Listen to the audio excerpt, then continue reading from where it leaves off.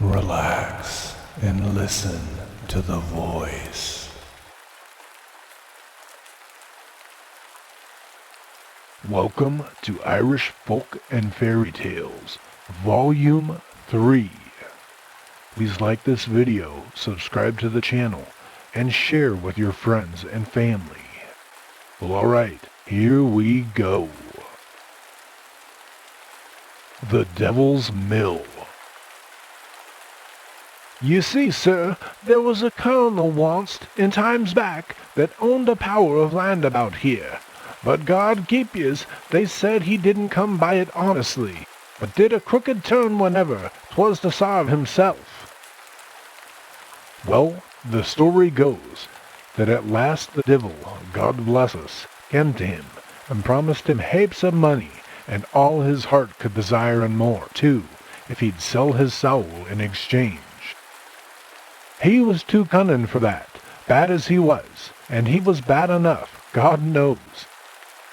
He had some regard for his poor sinful soul, and he would not give himself up to the devil all out, but the villain, he thought he might make a bargain with the old chap, and get all he wanted, and keep himself out of harm's way still, for he was mighty cute, and troth, he was able for Old Nick any day.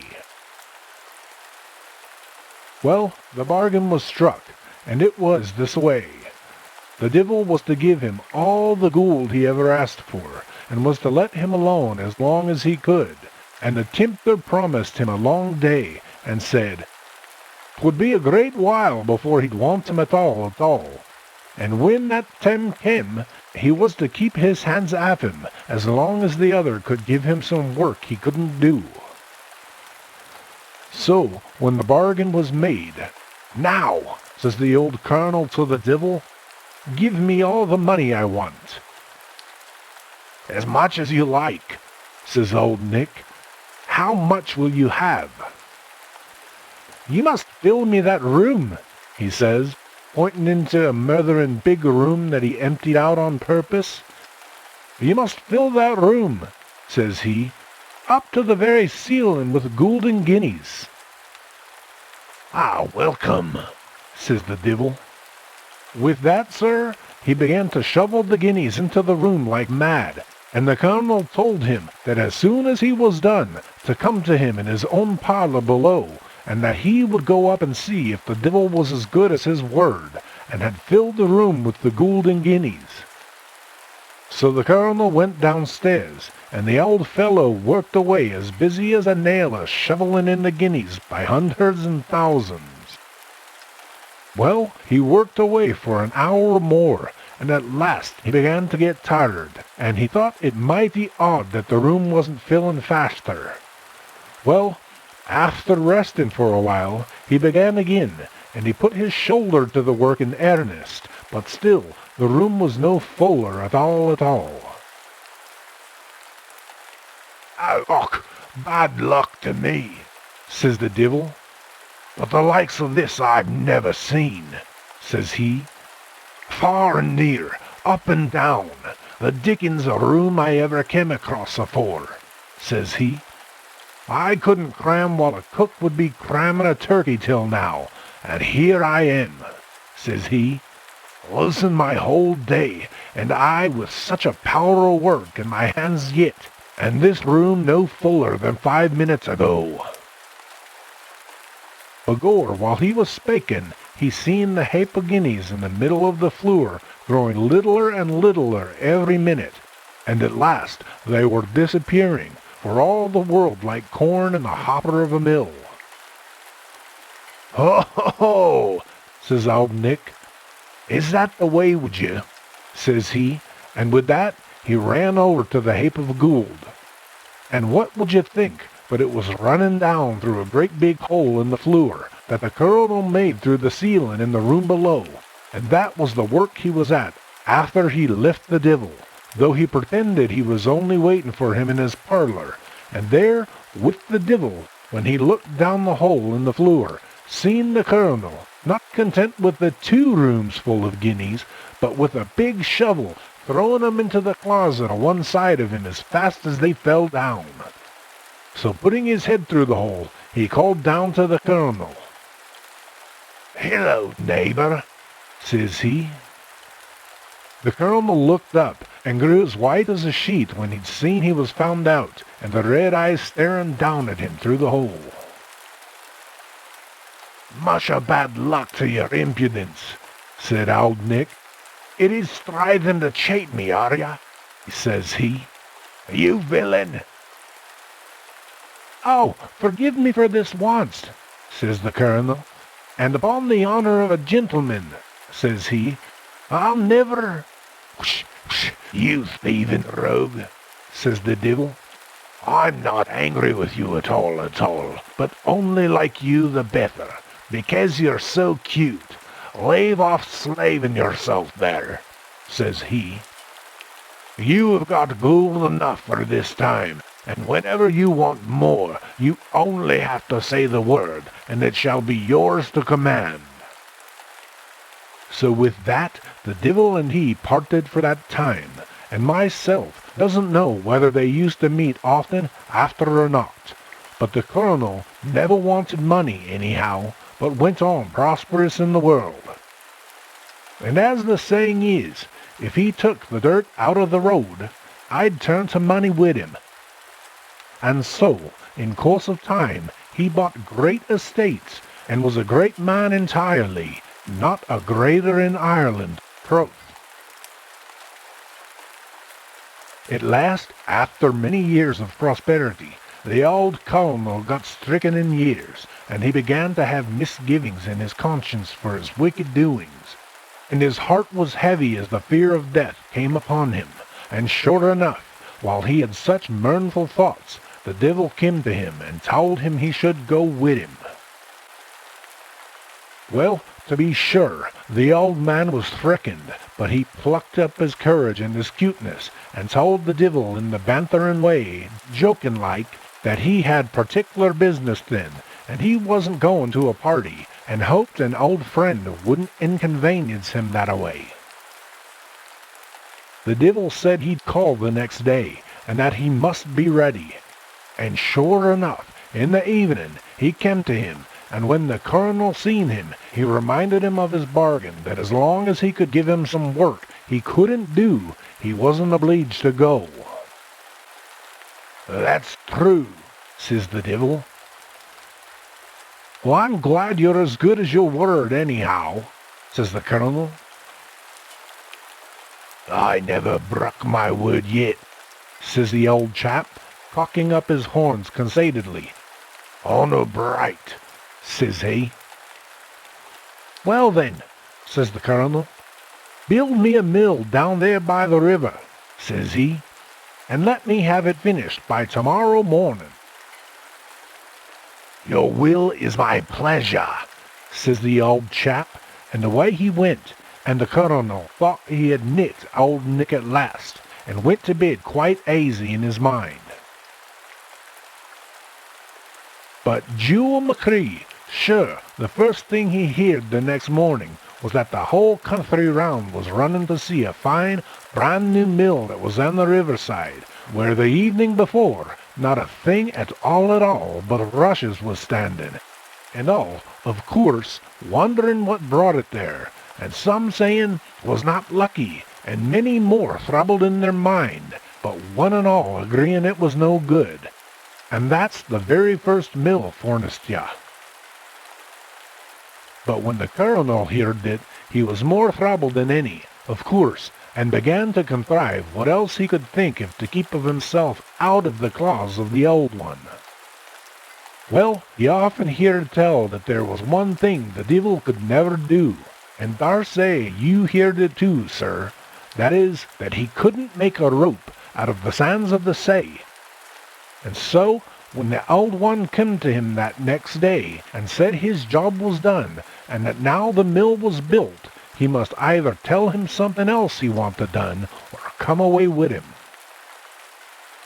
So the colonel said he saw it was all over with him, but, says he, I wouldn't like to go with you alive, and sure it is all the same to you, alive or dead? Oh, that won't do, says his friend. I can't wait no more, says he. Well, I don't want you to wait, my dear friend, says the Colonel. All I want is that you'll be pleased to kill me before you take me away. With pleasure, says Old Nick. But will you promise me my choice of dying one particular way? Says the Colonel. Half a dozen ways, if it pleases ya, says he. You're mighty obliging, says the Colonel. And so, says he, I'd rather die by being hanged with a rope made out of the sands of the sea, says he, looking mighty knowing at the old fellow.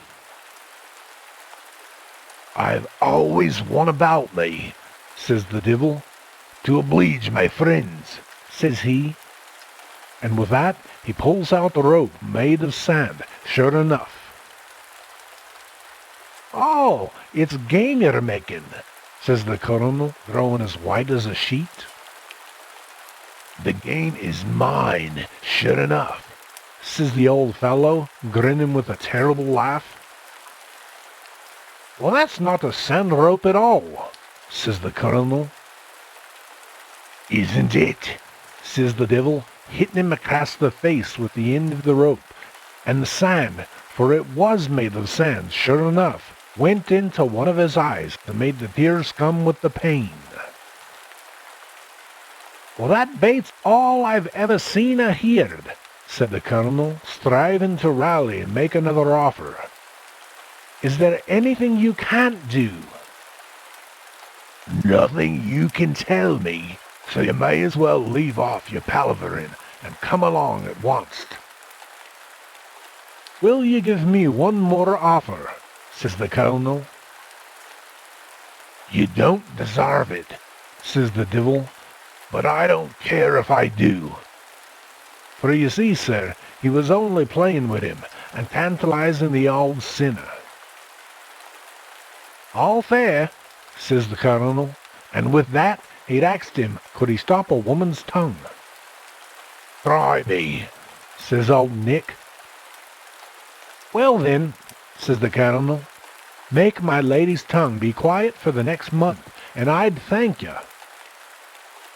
She'll never trouble you again, says old Nick, and with that the Colonel heard roaring and crying, and the door of his room was thrown open, and in ran his daughter, and fell down at his feet, telling him that her mother had just dropped dead.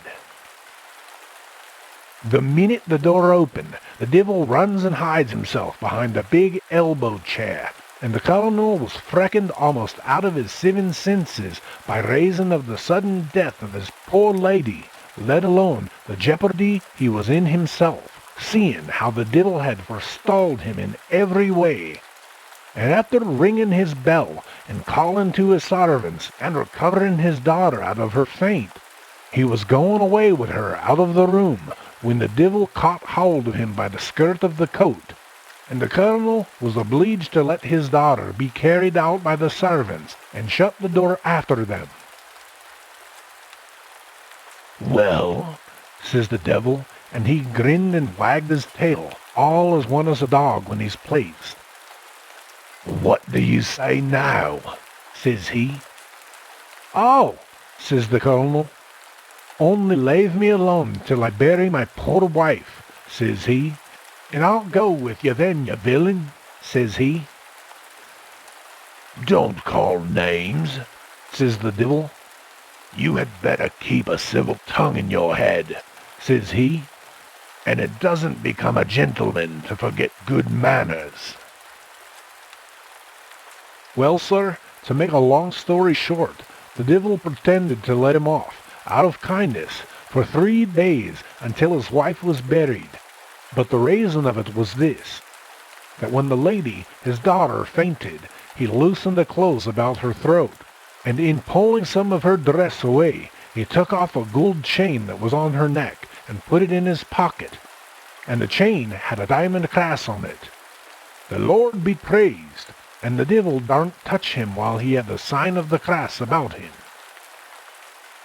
Well, the poor Colonel God forbid him, was grieved for the loss of his lady, and she had an elegant bairn, and they say that when the prayers was reading over the dead, the old colonel took it to heart like anything, and the word o' God came home to his poor sinful soul at last.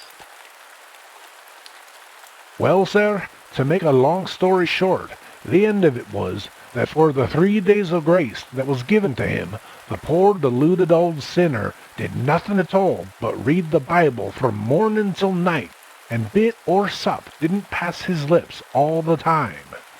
He was so intent on the holy book that he sat up in an old room in the far end of the house and bid no one disturb him on no account, and strove to make his heart bold with the words of life. And sure it was something strengthened him at last, though as the time drew nigh that the enemy was to come, he didn't feel aisy, and no wonder, and bedad the 3 days was past and gone in no time. And the story goes that at the dead hour of the night, when the poor sinner was reading away as fast as he could, my jewel, his heart jumped up to his mouth at getting a tap on the shoulder. "Oh, murther," says he, "who's there?" For he was afeard to look up. "It's me," says the old one, and he stood right fornest him, and his eyes like coals of fire, looking through him, and he said, with a voice that almost split his old heart, "Come," says he. "Another day!" cried out the poor colonel. "Not another hour," says Satan. "Half an hour." "Not a quarter," says the divil, grinning with a bitter laugh. "Give over your reading, I bid you," says he, "and come away with me." "Only give me a few minutes," says he. "Lave off your palavering, you snaking old sinner," says Satan.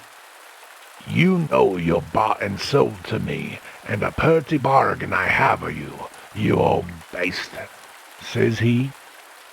"So come along at once."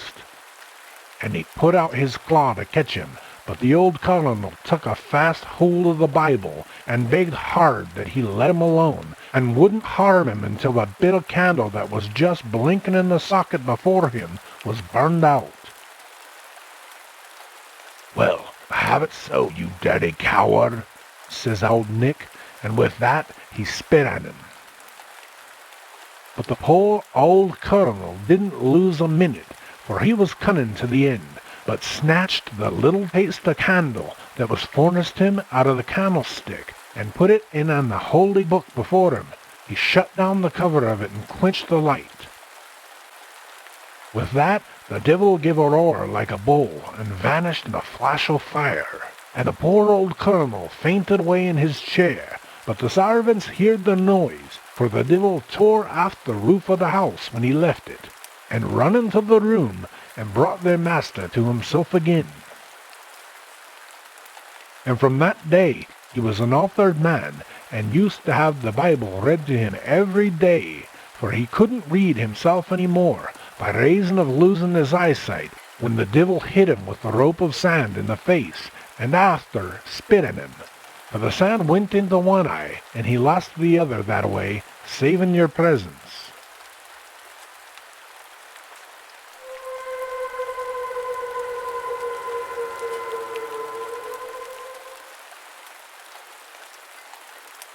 The Rival Kempers. In the north of Ireland, there are spinning meetings of unmarried females frequently held at the houses of farmers, called Kemps. Every young woman who has got the reputation of being a quick and expert spinner attends where the Kemp is to be held, at an hour usually before daylight, and on these occasions she is accompanied by her sweetheart or some male relative who carries her wheel and conducts her safely across the fields or along the road, as the case may be. A Kemp is, indeed, an animated and joyous scene, and one, besides, which is calculated to promote industry and decent pride. Scarcely anything can be more cheering and agreeable than to hear at a distance, breaking the silence of morning, the light-hearted voices of many girls, either in mirth or song. The humming sound of the busy wheels, jarred upon a little, it is true, by the stridulous noise and checkings of the reels, and the voices of the reelers as they call aloud the checks, together with the name of the girl and the quantity she has spun up to that period. For the contest is generally commenced 2 or 3 hours before daybreak. This mirthful spirit is also sustained by the prospect of a dance, with which, by the way, every Kemp closes, and when the fair victor is declared, she is to be looked upon as the queen of the meeting and treated with the necessary respect. But to our tale.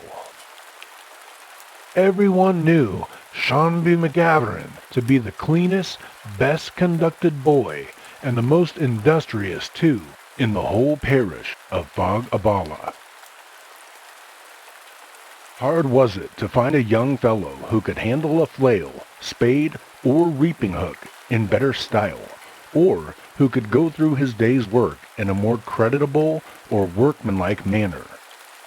In addition to this, he was a fine, well-built, handsome young man as you could meet in a fair.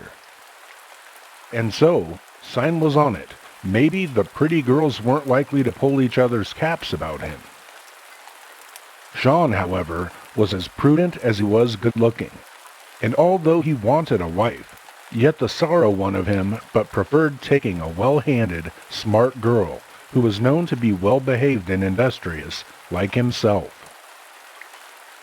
Here, however, was where the puzzle lay on him, for instead of one girl of that kind, there were in the neighborhood no less than a dozen of them, all equally fit and willing to become his wife, and all equally good-looking.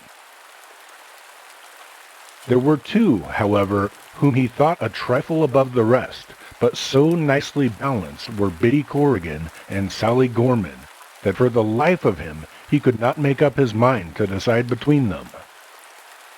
Each of them had won her Kemp, and it was currently said by them who ought to know that neither of them could overmatch the other. No 2 girls in the parish were better respected, or deserved to be so, and the consequence was, they had everyone's good word and good wish. Now it so happened that John had been pulling a cord with each, and as he knew not how to decide between, he thought he would allow them to do that themselves if they could. He accordingly gave out to the neighbors that he would hold a Kemp on that day week, and he told Biddy and Sally especially that he had made up his mind to marry whichever one of them won the Kemp, for he knew right well, as did all the parish, that one of them must. The girls agreed to this very good-humoredly, Biddy telling Sally that she, Sally, would surely win it, and Sally, not to be outdone in civility, telling the same thing to her.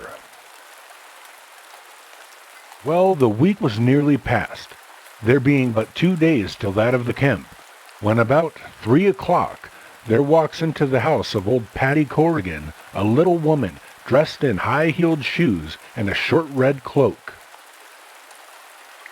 There was no one in the house but Biddy at the time, who rose up and placed a chair near the fire and asked the little red woman to sit down and rest herself. She accordingly did so, and in short time a lively chat commenced between them. "So," said the strange woman, "there's to be a great Kemp in Seanby McGavran's?" "Indeed there is that, good woman," replied Biddy, smiling and blushing to back of that again, because she knew her own fate depended on it. "And," continued the little woman, "whoever wins the Kemp wins a husband?" "Aye, so it seems." "Well, whoever gets Sean will be a happy woman, for he's the moral of a good boy." That's nothing but the truth, anyhow, replied Biddy, sighing for fear, you may be sure, that she herself might lose him, and indeed a young woman might sigh for many a worse reason.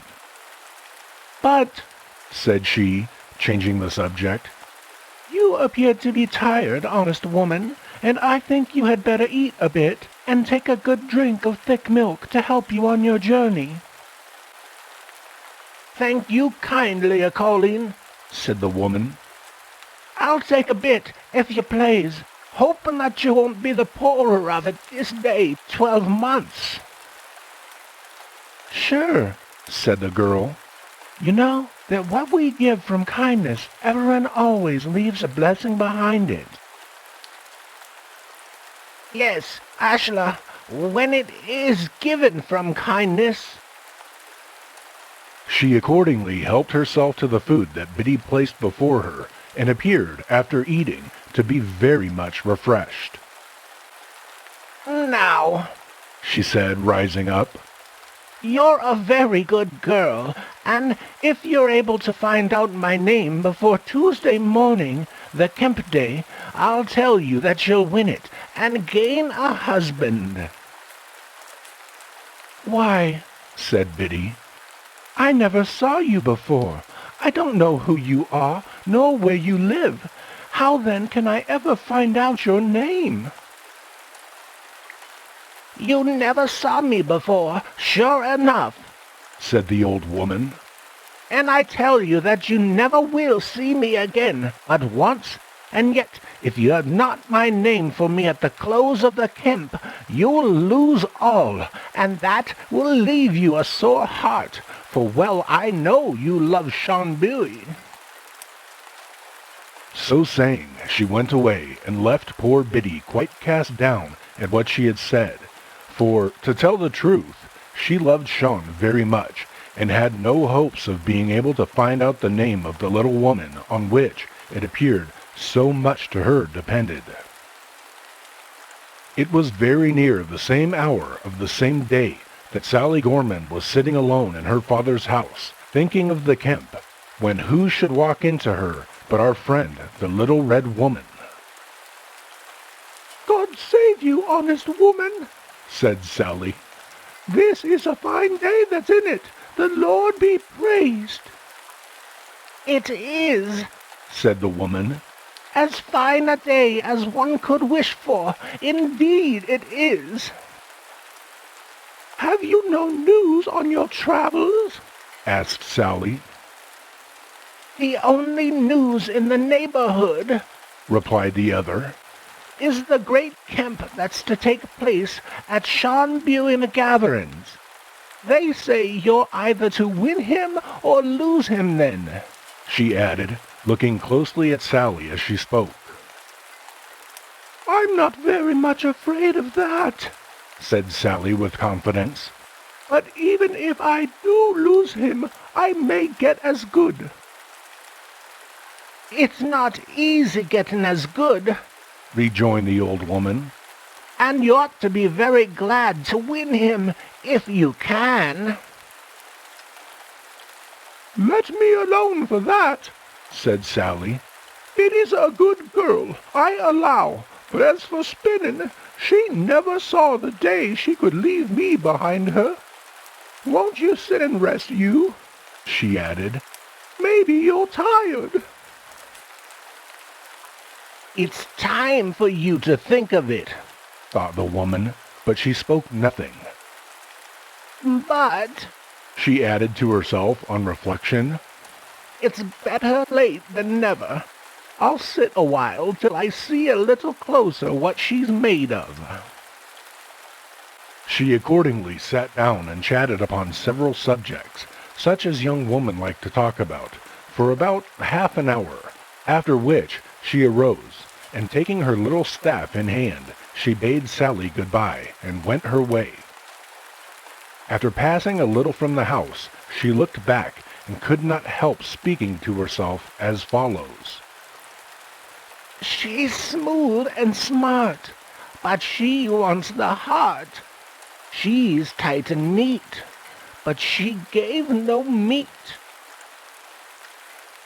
Poor Biddy now made all possible inquiries about the old woman, but to no purpose. Not a soul she spoke to about her had ever seen or heard of such a woman. She felt very dispirited and began to lose heart, for there is no doubt that if she missed Sean, it would have cost her many a sorrowful day. She knew she would never get his equal, or at least anyone that she loved so well. At last, the Kemp day came, and with it, all the pretty girls of the neighborhood to Sean Bewey's.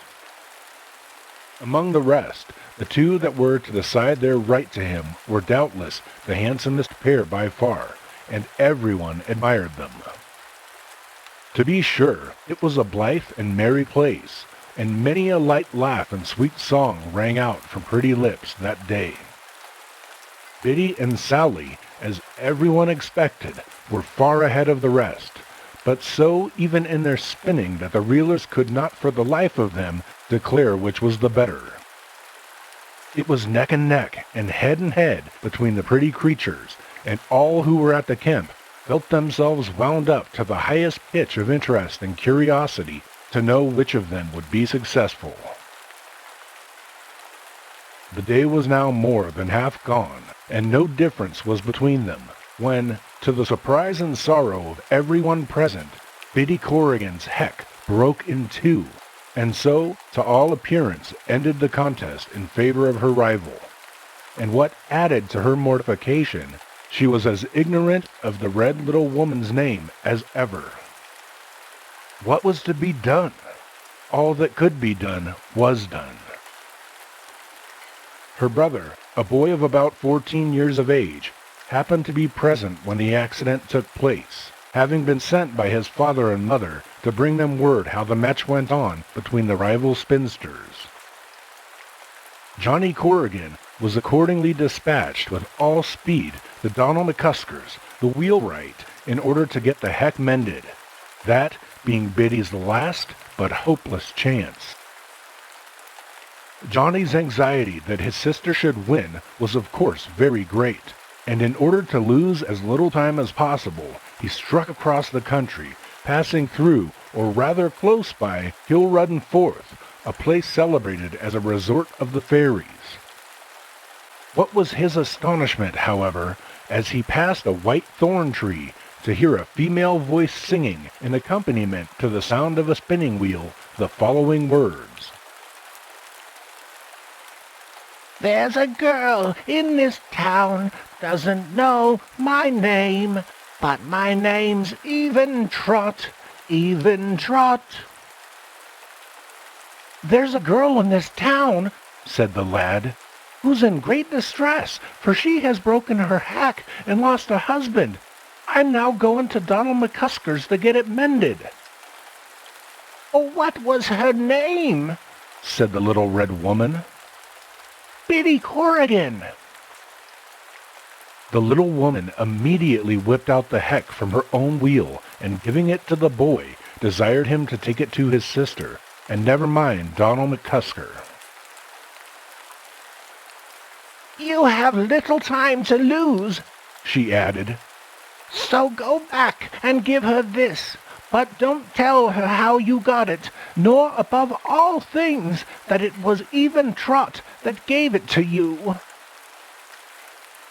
The lad returned, and after giving the heck to his sister, as a matter of course, told her that it was a little red woman called Even Trot that sent it to her, a circumstance which made tears of delight start to Biddy's eyes, for she knew now that Even Trot was the name of the old woman, and having known that, she felt that something good would happen to her. She now resumed her spinning, and never did human fingers let down the threads so rapidly. The whole Kemp were amazed at the quantity which from time to time filled her peern. The hearts of her friends began to rise, and those of Sally's party to sink, as hour after hour she was fast approaching her rival, who now spun, if possible, with doubled speed on finding Biddy coming up with her. At length they were again even, and just at that moment in came her friend, the little red woman, and asked aloud, "Is there anyone in this camp that knows my name?" This question she asked 3 times before Biddy could pluck up courage to answer her. She said at last, "Your name is Evan Trot." "Aye," said the old woman, "and so it is, and let that name be your guide and your husband's through life. Go steady along, but let your step be even. Stop little, keep always advancing, and you'll never have cause to rue the day that you first saw Evan Trot." We need scarcely add that Biddy won the Kemp and the husband, and that she and Sean lived long and happily together. And I have only now to wish, kind reader, that you and I may live longer and more happily still.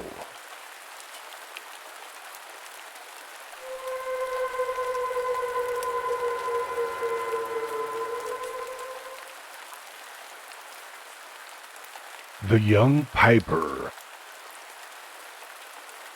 There lived not long since, on the borders of the county Tipperary, a decent, honest couple, whose names were Mick Flanagan and Judy Muldoon. These poor people were blessed, as the saying is, with 4 children, all boys. 3 of them were as fine, stout, healthy, good-looking children as ever the sun shone upon, and it was enough to make any Irishman proud of the breed of his countrymen to see them about 1 o'clock on a fine summer's day, standing at their father's cabin door, with their beautiful flaxen hair hanging in curls about their head, and their cheeks like 2 rosy apples, and a big, laughing potato smoking in their hand. A proud man was Mick of these fine children, and a proud woman, too, was Judy, and reason enough they had to be so. But it was far otherwise with the remaining one, which was the 3rd eldest. He was the most miserable, ugly, ill-conditioned brat that ever God put life into. He was so ill-thriven that he never was able to stand alone or to leave his cradle. He had long, shaggy, matted curled hair as black as the soot. His face was of a greenish-yellow color. His eyes were like 2 burning coals, and were forever moving in his head as if they had perpetual motion. Before he was a 12-month-old, he had a mouthful of great teeth. His hands were like kite's claws, and his legs were no thicker than the handle of a whip, and about as straight as a reaping hook. To make the matter worse, he had the appetite of a cormorant, and the whinge and the yelp and the screech and the yowl was never out of his mouth. The neighbors all suspected that he was something not right, particularly as it was observed when people, as they do in the country, got about the fire and began to talk of religion and good things. The brat, as he lay in the cradle, which his mother generally put near the fireplace, that he might be snug, used to sit up as they were in the middle of their talk, and begin to bellow as if the devil was in him right earnest. This, as I said, led the neighbors to think that all was not right, and there was a general consultation held one day about what would be best to do with him. Some advised to put him out on the shovel, but Judy's pride was up at that. A pretty thing indeed that a child of hers should be put on a shovel and flung out on the dunghill just like a dead kitten or a poisoned rat. No, no, she would not hear to that at all. One old woman, who was considered very skillful and knowing in fairy matters, strongly recommended her to put the tongs in the fire and heat them red hot, and to take his nose in them, and that would beyond all manner of doubt make him tell what he was and where he came from. For the general suspicion was that he had been changed by the good people. But Judy was too soft-hearted and too fond of the imp. so she would not give in to this plan, though everybody said she was wrong. And maybe she was, but it's hard to blame a mother. Well, some advised one thing, and some another. At last, one spoke of sending for the priest, who was a very holy and very learned man, to see it. To this, Judy of course had no objection, but one thing or other always prevented her in doing so. And the upshot of the business was that the priest never saw him. Things went on in the old way for some time longer. The brat continued yelping and yowling, and eating more than his 3 brothers put together, and playing all sorts of unlucky tricks, for he was mighty mischievously inclined, till it happened that one day Tim Carroll, the blind piper, going his rounds, called in and sat down by the fire to have a bit of a chat with the woman of the house.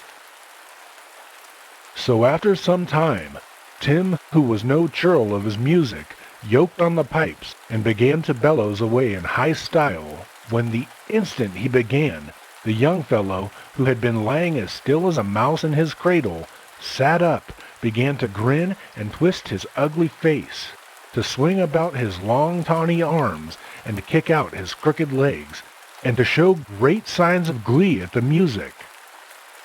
At last, nothing would serve him but he should get the pipes into his own hands. And to humor him, his mother asked Tim to lend them to the child for a minute. Tim, who was kind to children, readily consented, and as Tim had not his sight, Judy herself brought them to the cradle, and went to put them on him, but she had no occasion, for the youth seemed quite up to the business. He buckled on the pipes, set the bellows under one arm and the bag under the other, worked them both as knowingly as if he had been 20 years at the business, and lilted up Sheila Naguira in the finest style imaginable. All were in astonishment. The poor woman crossed herself. Tim, who, as I said before, was dark, and did not know well who was playing, was in great delight, and when he heard that it was a little Prechen, not 5 years old, that he had never seen a set of pipes in his life, he wished the mother joy of her son, offered to take him off of her hands if she would part with him, swore he was a born piper, a natural genius, and declared that in a little time more, with the help of a little good instruction from himself, there would not be his match in the whole country. The poor woman was greatly delighted to hear all this, particularly as what Tim said about the natural genius quieted some misgivings that were rising in her mind, lest what the neighbors said about his not being right might be too true, and it gratified her moreover to think that her dear child, for she really loved the whelp, would not be forced to turn out and beg, but might earn decent bread for himself. So when Mick came home in the evening from his work, she up and told him all that had happened, and all that Tim Carroll had said, and Mick, as was natural, was very glad to hear it, for the hopeless condition of the poor creature was a great trouble to him. So next day he took the pig to the fair, and with what it brought, set off to Clonmel, and bespoke a brand new set of pipes of the proper size for him. In about a fortnight the pipes came home, and the moment the chap in his cradle laid eyes upon them, he squealed with delight, and threw up his pretty legs, and bumped himself in his cradle, and went on with a great many comical tricks, till at last, to quiet him, they gave him the pipes, and he immediately set to and pulled away at Jig Polthog, to the admiration of all who heard him. The fame of his skill on the pipes soon spread far and near, for there was not a piper in the next 6 counties could come at all near him in Old Madragru, or the Hare in the Corn, or the Fox Hunter's Jig, or the Rakes of Cashel, or the Piper's Maggot, or any of the fine Irish jigs which made people dance whether they will or no, and it was surprising to hear him rattle away the fox hunt. You'd really think you heard the hounds giving tongue, and the terriers yelping always behind, and the huntsmen and the whisperers in, cheering or correcting the dogs. It was, in short, the very next thing to seeing the hunt itself. The best of him was, he was no ways stingy of his music, and many a merry dance the boys and girls of the neighborhood used to have in his father's cabin, and he would play music for them that they said used as it were to put quicksilver in their feet, and they all declared they never moved so lightly and so airy to any piper's playing that they ever danced to. But besides all his fine Irish music, he had one queer tune of his own, the oddest that ever was heard, for the moment he began to play it, everything in the house seemed disposed to dance. The plates and porringers used to jingle on the dresser, the pots and pot hooks used to rattle in the chimney, and people used even to fancy they felt the stools moving from under them. But, however it might be with the stools, it is certain that no one could keep long sitting on them, for both old and young always fell to capering as hard as they ever could. The girls complained that when he began this tune, it always threw them out in their dancing, and that they never could handle their feet rightly, for they felt the floor like ice under themselves, and themselves every moment ready to come sprawling on their backs or their faces. The young bachelors who wished to show off their dancing and their new pumps and their bright red or green and yellow garters swore that it confused them so that they never could go rightly through the heel and toe, or cover the buckle, or any of their best steps, but felt themselves always bedizzied and bewildered. And then the old and young would go jostling and knocking together in a frightful manner, and when the unlucky brat had them all in this way, whirligigging about the floor, he'd grin and chuckle and chatter, for all the world like Jack the Monkey when he has played off some of his roguery. The older he grew, the worse he grew, and by the time he was 6 years old, there was no standing the house for him. He was always making his brothers burn or scald themselves, or break their shins over the pots and stools. One time, in harvest, he was left at home by himself, and when his mother came in, she found the cat a horseback on the dog, with her face to the tail, and her legs tied round him, and the urchin playing his queer tune to them, so that the dog went barking and jumping about, and Puss was mewing for the dear life, and slapping her tail backwards and forwards, which, as it would hit against the dog's chaps, he'd snap at and bite, and then there was the fillaloo. Another time, the farmer with whom Mick worked, a very decent, respectable man, happened to call in, and Judy wiped a stool with her apron and invited him to sit down and rest himself after his walk. He was sitting with his back to the cradle, and behind him was a pan of blood, for Judy was making pig's puddings. The lad lay quite still in his nest, and watched his opportunity, till he got ready a hook at the end of a piece of twine, which he contrived to fling so handily that it caught in the bob of the man's nice new wig, and soused it in the pan of blood. Another time, his mother was coming in from milking the cow, with the pail on her head. The minute he saw her, he lilted up his infernal tune, and the poor woman, letting go of the pail, clapped her hands aside, and began to dance a jig, and tumbled the milk all atop of her husband, who was bringing in some turf to boil the supper. In short, there would be no end to telling all his pranks, and all the mischievous tricks he played. Soon after, some mischances began to happen at the farmer's cattle. A horse took the staggers, a fine veal calf died of the black leg, and some of his sheep of the red water. The cows began to grow vicious and to kick down the milk pails, and the roof of one end of the barn fell in. And the farmer took it into his head that Mick Flanagan's unlucky child was the cause of all the mischief. So one day he called Mick aside and said to him, "Mick, you see things are not going on with me as they ought, and to be plain with you, Mick, I think that child of yours is the cause of it. I'm really falling away to nothing with fretting, and I can hardly sleep on my bed at night for thinking of what may happen before the morning. So I'd be glad if you'd look out for work somewheres else. You're as good a man as any in the country, and there's no fear but you'll have your choice of work." To this Mick replied that he was sorry for his losses, and still sorrier that he or his should be thought to be the cause of them. That for his own part he was not quite easy in his mind about that child, but he had him and so must keep him, and he promised to look out for another place immediately. Accordingly, next Sunday at chapel, Mick gave out that he was about leaving the work at John Riordan's, and immediately a farmer who lived a couple miles off, and who wanted a plowman, with the last one having just left him, came up to Mick, and offered him a house and garden, and work all the year round.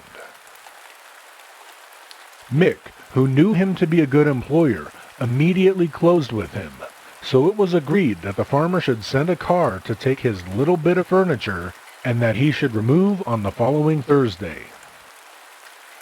When Thursday came, the car came according to promise, and Mick loaded it, and put the cradle with the child and his pipes on the top, and Judy sat beside it to take care of him, lest he should tumble out and be killed. They drove the cow before them. The dog followed, but the cat was of course left behind, and the other 3 children went along the road, picking sciorries and blackberries, for it was a fine day towards the latter end of harvest. They had to cross a river, but as it ran through a bottom between 2 high banks, you did not see it till you were close on it. The young fellow was lying pretty quiet in the bottom of the cradle till they came to the head of the bridge, when hearing the roaring of the water, for there was a great flood in the river, as it had rained heavily for the last 2 or 3 days. He sat up in the cradle and looked about him, and the instant he got a sight of the water and found that they were going to take him across it, oh, how he did bellow, and how he did squeal! No rat caught in a snap trap ever sang out equal to him. "Whist alana," said Judy. "There's no fear of you, sure. It's only over the bridge we are going." "Bad luck to you, you old rip!" cried he. "What a pretty trick you've played me to bring me here!" And still went on yelling, and the farther they got on the bridge, the louder he yelled, till at last Mick could hold out no longer, so giving him a great scalp of the whip he had in his hand. "Devil choke you, you brat," said he. "Will you never stop bawling? A body can't hear their ears for you." The moment he felt the thong of the whip, he leapt up in the cradle, clapped the pipes under his arm, gave a most wicked grin at Mick, and jumped clean over the battlements of the bridge down into the water. "Oh, my child, my child!" shouted Judy. "He's gone forever from me." Mick and the rest of the children ran to the other side of the bridge, and looking over, they saw him coming out from under the arch of the bridge, sitting cross-legged on the top of a white-headed wave, and playing away on the pipes as merrily as if nothing had happened. The river was running very rapidly, so he was whirled away at a great rate, but he played as fast, and faster than the river ran. And though they set off as hard as they could along the bank, yet, as the river made a sudden turn round the hill about 100 yards below the bridge, by the time they got there, he was out of sight, and no one ever laid eyes on him more. But the general opinion was that he went home with the pipes to his own relations, the good people, to make music for them.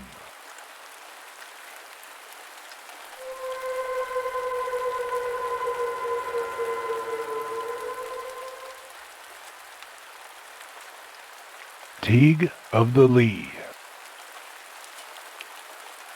"I can't stop in the house. I won't stop in it for all the money that is buried in the old castle of Categrohan. If there ever was such a thing in the world! To be abused to my face night and day, and nobody to the fore doing it. And then, if I'm angry, to be laughed at with a great roaring ho ho ho. I won't stay in the house after tonight, if there was not another place in the country to put my head under. This angry soliloquy was pronounced in the hall of the old manor house of Cairgrohan by John Sheehan. John was a new servant. He had been only 3 days in the house, which had the character of being haunted, and in that short space of time he had been abused and laughed at by a voice which sounded as if a man spoke with his head in a cask. Nor could he discover who was the speaker or from whence the voice came. "I'll not stop here," said John, "and that ends the matter." "Ho, ho, ho! Be quiet, John Sheehan, or else what will happen to you?" John instantly ran to the hall window, as the words were evidently spoken by a person immediately outside, but no one was visible. He had scarcely placed his face at the pane of glass when he heard another loud "Ho, ho, ho!" as if behind him in the hall. As quick as lightning, he turned his head, but no living thing was to be seen. "Ho, ho, ho, John!" shouted a voice that appeared to come from the lawn before the house. "Do you think you'll see Tiegue? Oh, never, as long as you live. So leave alone looking after him, and mind your business. There's plenty of company to dinner from Cork to be here today, and 'tis time you had the cloth laid." "Lord bless us, there's more of it. I'll never stay another day here," repeated John. "Hold your tongue and stay where you are quietly, and play no tricks on Mr. Pratt as you did on Mr. Javoy about the spoons." John Sheehan was confounded by this address from his invisible prosecutor, but nevertheless he mustered courage enough to say, "Who are you? Come here and let me see you, if you're a man." But he received in reply only a laugh of unearthly derision, which was followed by a "Goodbye! I'll watch you at dinner, John." "Lord, between us and harm, this beats all. I'll watch you at dinner. Maybe you will. 'Tis the broad daylight, so 'tis no ghost, but this is a terrible place, and this is the last day I'll stay in it. How does he know about the spoons? If it tells, I'm a ruined man. There was no living soul could tell it to him but Tim Barrett, and he's far enough off in the wilds of Botany Bay now, so how could he know it? I can't tell for the world. But what's that I see there at the corner of the wall? 'Tis not a man. Oh, what a fool I am! 'Tis only the stump of a tree. But this is a shocking place. I'll never stop in it, for I'll leave the house tomorrow. The very look of it is enough to frighten anyone." The mansion had certainly an air of desolation. It was situated in a lawn, which had nothing to break its uniform level, save a few tufts of narcissuses and a couple of old trees coeval with the building. The house stood at a short distance from the road. It was upwards of a century old, and time was doing his work upon it. Its walls were weather-stained in all colors. Its roof showed various white patches. It had no look of comfort. All was dim and dingy without, and within there was an air of gloom, of departed and departing greatness, which harmonized well with the exterior. It required all the exuberance of youth and of gaiety to remove the impression, almost amounting to awe, with which you trod the huge square hall, paced along the gallery which surrounded the hall, or explored the long rambling passages below stairs. The ballroom, as the large drawing room was called, and several other apartments were in a state of decay.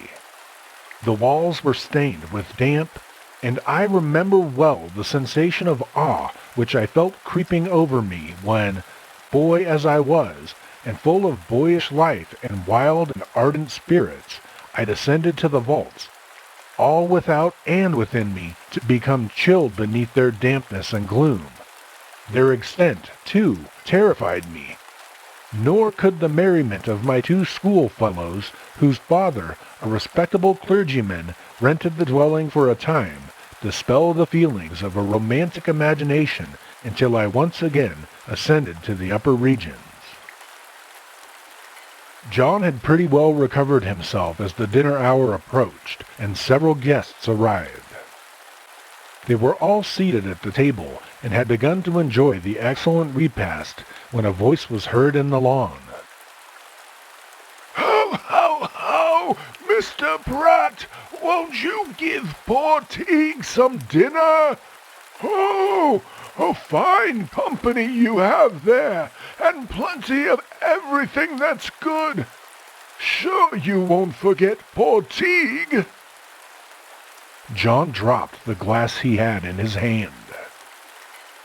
"Who is that?" said Mr. Pratt's brother, an officer of the artillery.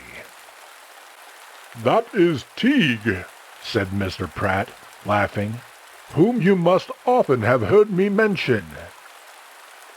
"And pray, Mr. Pratt," inquired another gentleman, "who is Tiegue?" That, he replied, is more than I can tell. No one has ever been able to catch even a glimpse of him. I have been on the watch for a whole evening with 3 of my sons, yet although his voice sometimes sounded almost in my ear, I could not see him.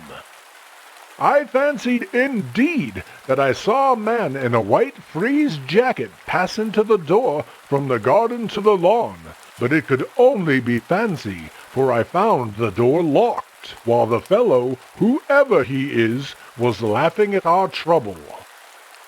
He visits us occasionally, and sometimes a long interval passes between his visits, as in the present case.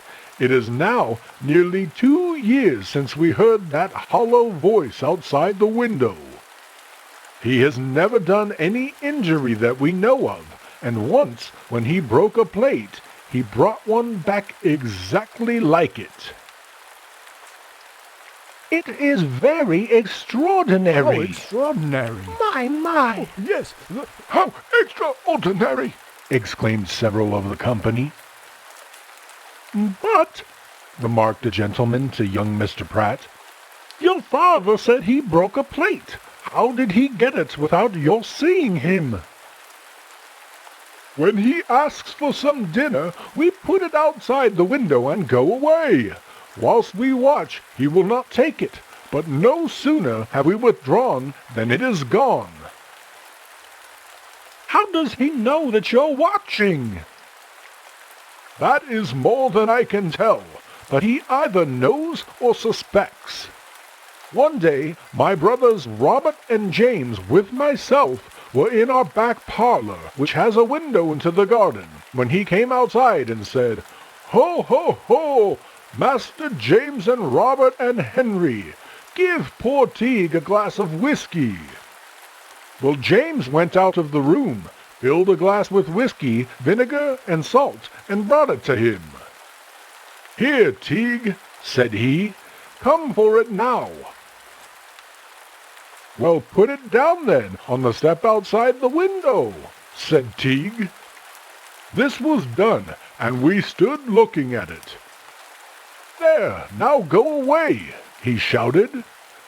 We retired, but still watched it. 'Ho, ho! You are watching Tiegue. Go out of the room now, or I won't take it,' said he. We went outside the door and returned. The glass was gone, and a moment after we heard him roaring and cursing frightfully.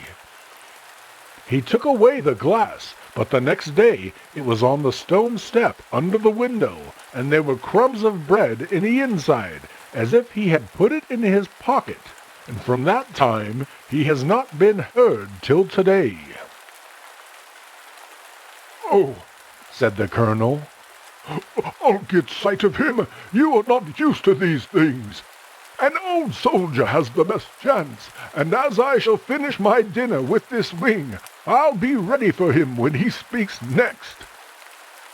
Mr. Bell, will you take a glass of wine with me?" "Ho, ho! Mr. Bell!" shouted Tiegue. "Ho, ho! Mr. Bell, you were a Quaker long ago! Ho, ho! Mr. Bell, you're a pretty boy, a pretty Quaker you were, and now you're no Quaker, nor anything else! Ho, ho! Mr. Bell! And there's Mr. Parks, to be sure! Mr. Parks looks mighty fine today, with his powdered head, and his grand silk stockings, and his brand new rakish red waistcoat. And there's Mr. Cole. Did you ever see such a fellow? A pretty company you've brought together, Mr. Pratt. Kiln-dried Quakers, butter-buying buckines from Mallow Lane, and a drinking exciseman from Colquay, to meet the great thundering artillery general that has come out of the Indies and is the biggest dust of them all." "Oh, you scoundrel!" exclaimed the colonel. "I'll make you show yourself!" And snatching up his sword from a corner of the room, he sprang out of the window upon the lawn. In a moment, a shout of laughter, so hollow, so unlike any human sound, made him stop, as well as Mr. Bell, who with a huge oak stick was close at the colonel's heels. Others of the party followed to the lawn, and the remainder rose and went to the windows. "Come on, Colonel," said Mr. Bell. "Let us catch this impudent rascal." "Ho, ho! Mr. Bell! Here I am! Here's Tiegue! Why don't you catch him?" "Ho, ho! Colonel Pratt! What a pretty soldier you are to draw your sword upon Tiegue that never did anybody harm!" "Let us see your face, you scoundrel!" said the colonel. "Ho, ho, ho! Look at me! Look at me! Do you see the wind, Colonel Pratt? You'll see Tiegue as soon, so go in and finish your dinner." "If you're upon the earth, I'll find you, you villain," said the colonel, whilst the same unearthly shout of derision seemed to come from behind an angle of the building. "He's round that corner," said Mr. Bell. "Run! Run!" They followed the sound, which was continued at intervals along the garden wall, but could discover no human being.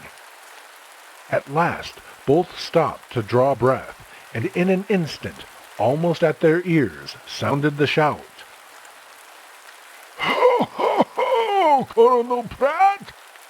Colonel Pratt, do you see Tiegue now? Do you hear him? Ho, ho, ho! You're a fine colonel to follow the wind."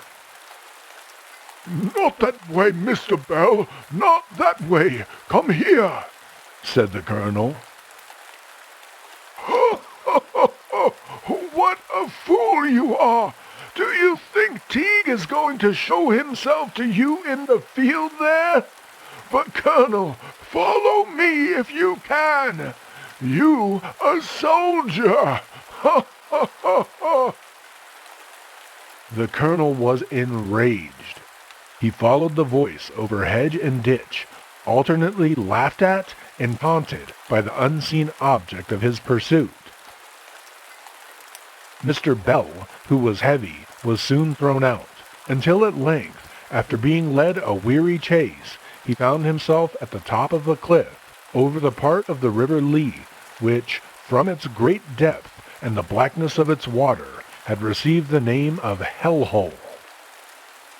Here, on the edge of the cliff, stood the colonel, out of breath, and mopping his forehead with his handkerchief, while the voice, which seemed close at his feet, exclaimed, "Now, Colonel Pratt, now, if you're a soldier, here's a leap for you. Now look at Tiegue. Why don't you look at him? Ho, ho, ho! Come along. You're warm, I'm sure, Colonel Pratt. So come in and cool yourself. Tiegue is going to have a swim." The voice seemed as if descending among the trailing ivy and brushwood which closes this picturesque cliff nearly from top to bottom, yet it was impossible that any human being could have found footing. "Now, Colonel, have you courage to take the leap? Ho, ho, ho, ho! What a pretty soldier you are! Goodbye. I'll see you again in 10 minutes above at the house. Look at your watch, Colonel. There's a dive for you." And a heavy plunge into the water was heard. The colonel stood still, but no sound followed, and he walked slowly back to the house, not quite half a mile from the crag. "Well, did you see Tiegue?" said his brother, whilst the nephews, scarcely able to smother their laughter, stood by. "Give me some wine," said the colonel. "I never was led such a dance in my life. The fellow carried me all round and round till he brought me to the edge of a cliff, and then down he went into Hell Hole, telling me he'd be here in 10 minutes. 'Tis more than that now, but he's not come." "Ho, ho, ho, Colonel! Isn't he here? Tiegue never told a lie in his life. But, Mr. Pratt, give me a drink and my dinner, and then good night to you all, for I am tired, and that's the Colonel's doing." A plate of food was ordered. It was placed by John, with fear and trembling, on the lawn under the window. Everyone kept on the watch, and the plate remained undisturbed for some time. "Ah, Mr. Pratt, will you starve poor Tiegue? Make everyone go away from the windows, and Master Henry out of the tree, and Master Richard off the garden wall." The eyes of the company were turned to the tree and the garden wall. The two boys' attention was occupied in getting down. The visitors were looking at them, and... "Ho, ho, ho! Good luck to you, Mr. Pratt. 'Tis a good dinner, and here's the plate, ladies and gentlemen. Goodbye to you, Colonel. Goodbye, Mr. Bell. Goodbye to you all." This brought their attention back when they saw the empty plate lying on the grass, and Tiegue's voice was heard no more for that evening. Many visits were afterward paid by Tiegue, but never was he seen, nor was any discovery ever made of his person or character.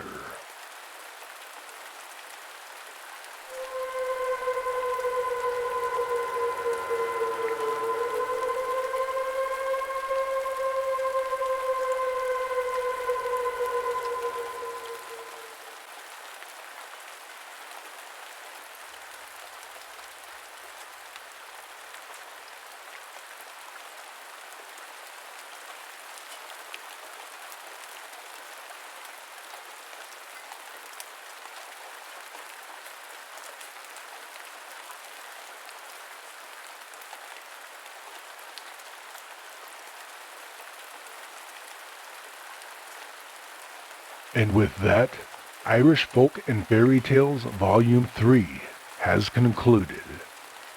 Thank you all for listening. Take care of yourselves, and please have sweet dreams.